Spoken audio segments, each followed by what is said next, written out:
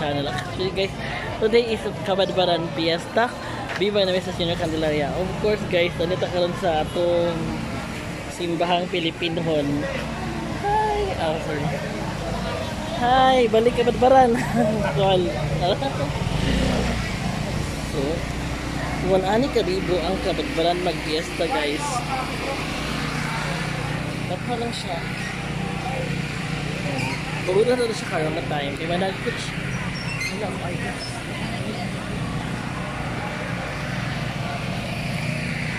And then guys, aside of that, so wala itong itawag ko lang. Bagtip ko si Bagtip.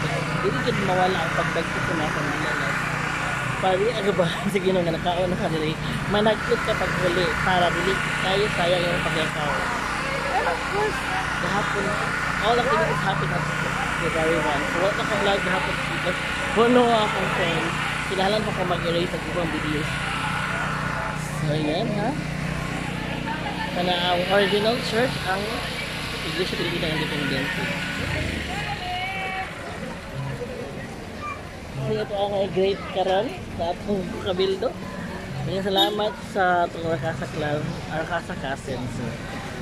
So every year gina siya. Andy Conching Rakas and family, of course, Johnson Roble and family. Salamat sa pag-invite sa atin. Bye!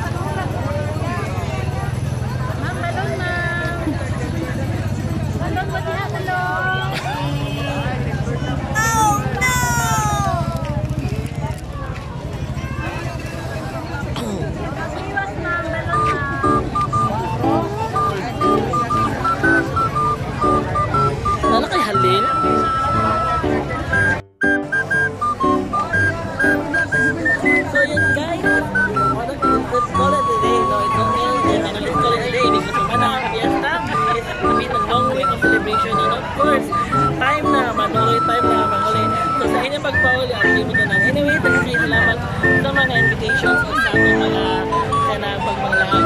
Especially sa ating mga schedule pa. Please to watch here TikTok. And of course, my TikTok Telegram as well. And we are the Team Alindraka.